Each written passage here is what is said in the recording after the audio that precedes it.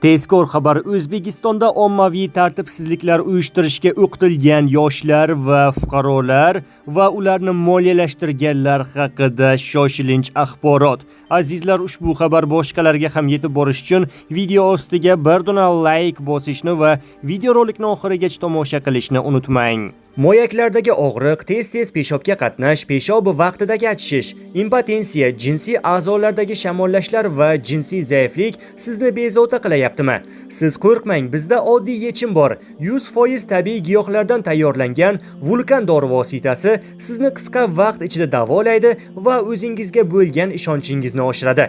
Hoziroq ekrandagi raqamlarga qo'ng'iroq qiling va bepul konsultatsiya oling. O'zbekistonda ommaviy tartibsizliklar sodir etish maqsadida o'quvdan o'tganlik hamda ushbu faoliyatni moliyalashtirganlik uchun javobgarlik belgilandi. 27-martda imzolangan qonun bilan Jinoyat kodeksining 244-moddasiga bunday qonuniy harakatlar uchun javobgarlikni belgilovchi o'zgartirish kiritildi.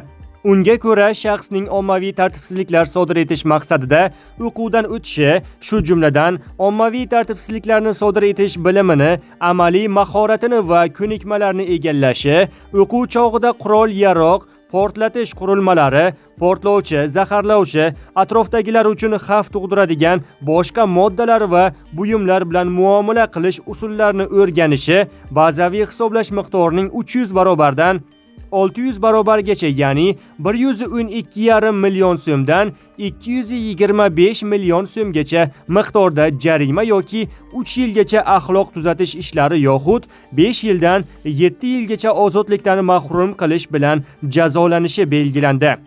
Shuningdek, ushbu jinoyatni sodir etgan shaxs agar u o'quvdan o'tganligi to'g'risida hokimiyat organlariga ixtiyoriy ravishda xabar qilsa, sodir etilgan jinoyatni fosh qilishga yoki bunday o'quvdan o'tgan, o'quvni amalga oshirgan, tashkil etgan yoxud moliyalashtirgan boshqa shaxslarni, shuningdek o'quv o'tkazilgan joyni aniqlashga faol ko'maklashsa va agar uning harakatlarida jinoyatning boshqa tarkibi mavjud bo'lmasa, jinoiy javobgarlikdan ozod qilinishi belgilandi.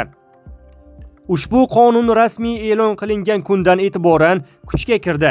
O'zbekiston Jinoyat kodeksining 244-moddasi, ya'ni ommaviy tartibsizliklar tuzatishlar kiritish to'g'risidagi qonun loyihasi 2024-yilning 24-dekabrda 3-o'qishda qabul qilingandi. Qonun Senatning 21-fevral kuni bo'lib o'tgan 4-yalpi majlisida ma'qullangandi.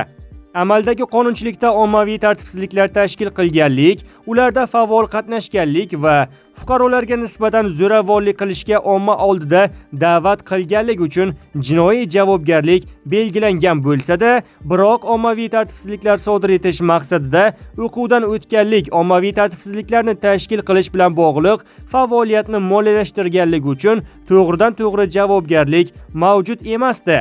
2021-yil mart oyida Jinoyat kodeksining 244-moddasi fuqarolarni ommaviy tartibsizlik va zo'ravonlikka da'vat qilganlik uchun sanksiya bilan to'ldirilgandi deyilgan xabarda.